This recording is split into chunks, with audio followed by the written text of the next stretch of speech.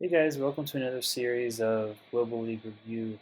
Today I'll be going over again one game in each rating bracket of the Global League community, and we'll take a look at a few games. So to begin with, let's take a look at this. We start off with the um, 700 rating. Uh, Here we have Disco Dave versus Rayla. Disco Dave, currently at the lower half of 700, but he's got about 100 games played. He's been around for a while. He hasn't seemed to be able to hit his stride quite yet with this game. And then against him is Rayla, who's currently at 860. But at the time of playing, I think they were closer in. I think they were closer in rating at that time. Rayla has 16 games played. Okay, so the map here is Blood on My Hands. Blood on My Hands is a map that's notorious for confusing beginners when they don't understand how important helicopters are on this map. So we'll see how they do here. The picks are Kindle into Jess. Not a particularly strong Jess map, and if Kindle was picked, that means it was at least tier 3. So yeah, not a big fan of this Just pick, but we'll see how it works out for Rayla here. Let me scroll back to the first turn.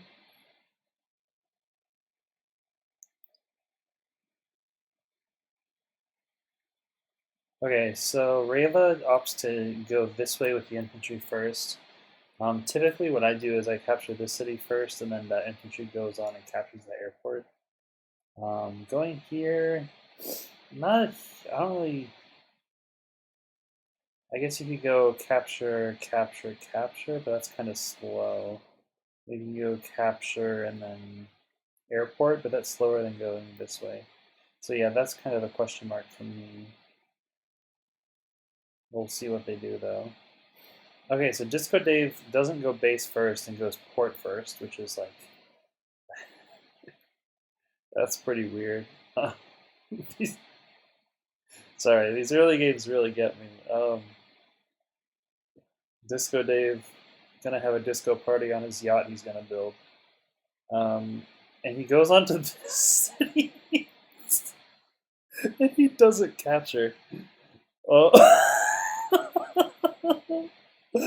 Oh, okay. All right.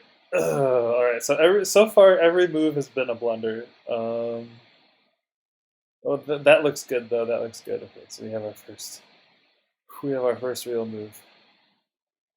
Um, all right. So yeah, this seems good. Capturing here is fine. It's like it's the reason you move to that square. Okay, Disco Dave's second infantry doesn't go towards the neutral base. Okay.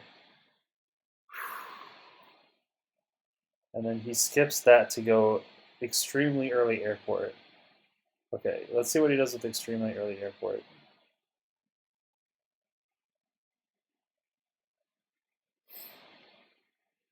Okay, so far reasonable looking moves from this. How did that? Oh, from the port. Yeah, so kind of moving towards the central base. This will be a good opportunity though to learn why we go base first, because we'll get to see what happens when you don't do that.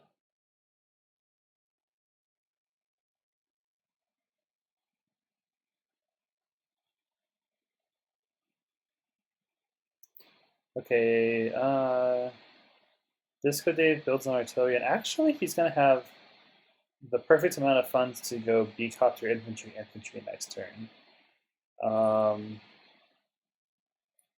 So that's kind of interesting. Yeah, because this is the fastest airport that you can get.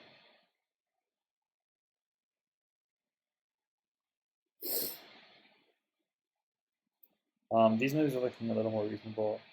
Okay, B-copter and then skips 2 infantry builds. even though he had the money for it. So yeah, that's a big no-no. Man, he had the perfect money to build infantry too, and he just didn't do it.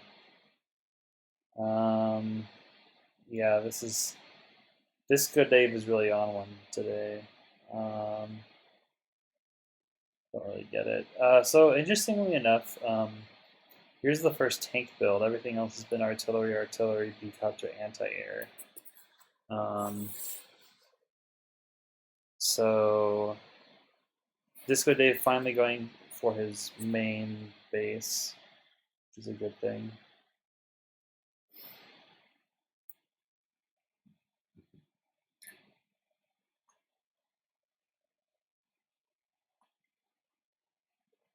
Okay, so we're stabilizing to a more normal looking game.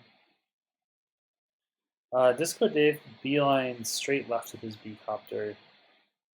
Um, yeah, I mean, I guess that's fine. It's nice to kind of stay in this area though, because then you can threaten both right and left sides.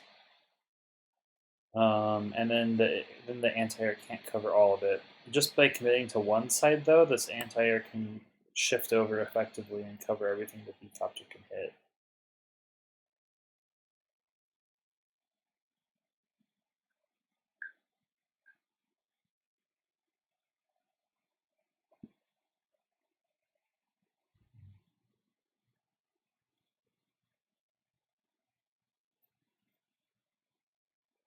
Okay, pretty reasonable opening. Takes out an infantry there with Jess infantry, which is a nice pickup.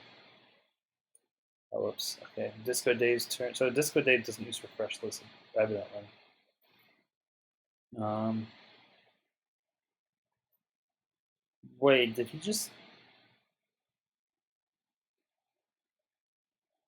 Oh no, he didn't. He moved his B-copter over here, and then he just moved it back to the airport. Am I getting memed here? Is Disco Dave like an alt that just does things to instigate confusion? Because yeah, he just moved back to where he was earlier. Yeah, definitely moving into like that square would have been the best thing to do. So yeah, Disco Dave telling his beecopter to come back had a nice little excursion, and it's back at the airport now. Um, so we can already see like the effects of the late base catching up. In particular, um, oh, that tank hit hurts a lot. Man, it was just a free hit. The tank was just sitting there. And then the anti-air covers this tank as it goes in. So yeah, Disco Dave missing that one. I was gonna say something. Oh yeah, yeah, yeah. The the fact that Disco Dave skips so many base turns. We can look at the income graphs later on, like once the game's over, and just to, or we could do it now actually. But the main thing is just look at the unit count. The unit count is 14 to 24, which is like really, really not good.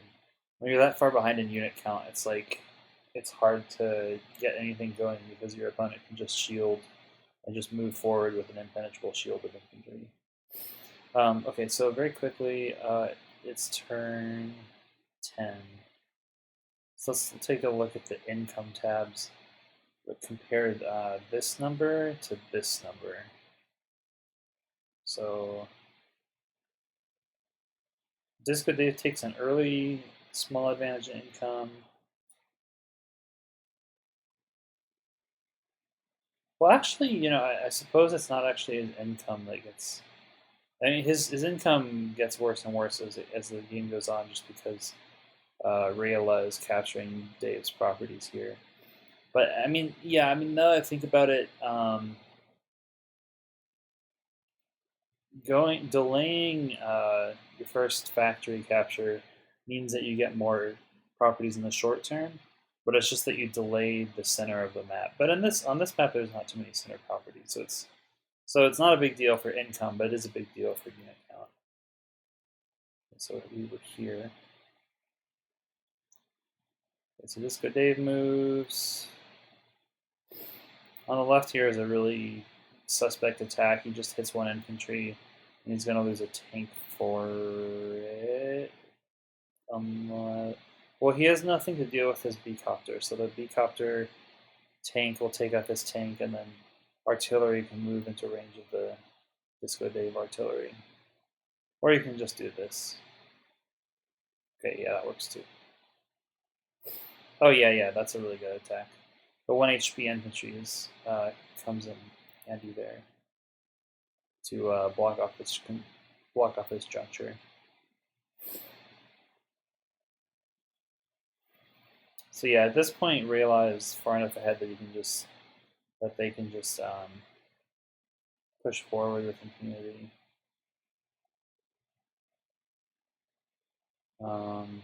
Yeah, I mean so Rayla is literally at double the unit count after Dave's turn because Dave keeps skipping factory builds, and so then he can do things like that where he makes an attack and then blocks off the shortcut by or blocks off the pass by putting a 1 HP infantry in the middle of it.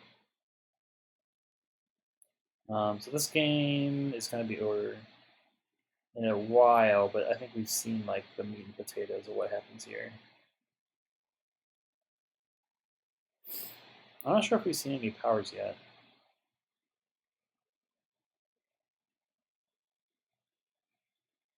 So Disco Dave moves and gets a nice juicy hit on a tank, but really he has nothing else going for him. Yeah, he's just losing unit after unit after unit. So yeah, this position is already very resignable. Okay, Disco Dave builds his sub with no naval to be seen. That's just a troll sub. I appreciate it. The troll sub is like the reason that I chose this map to commentate, because I just wanted to see what it was all about.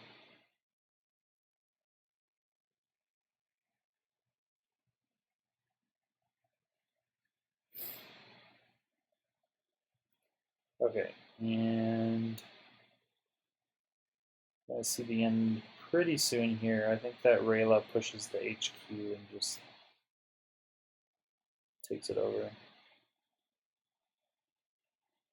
Rayla does a good job ending this game. So like ending a game is an important skill to learn too. It's nice to pick up more and more cities as you go along, deny your opponent income and boost your own income. Take even-ish trades. You can even take like somewhat bad trades as long as they net you, as long as you get further ahead in unit count, stuff like that.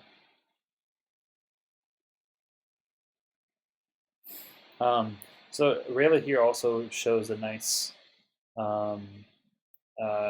idea here where since Rayla is so far ahead in unit count, they can afford to block off their artillery really effectively. And artillery are extremely cost efficient when they're extremely cost efficient when they're oh my gosh, my mind is blanking. When they're shielded. So Disco Dave goes in, but unfortunately there's just too much stuff here. I think we'll see the HQ capture happen soon. Okay, so Disco Dave has effectively blocked the port. But yeah, that 2,000 gold needs to be invested, or 20,000 gold needs to be invested in other things right now, not port locking.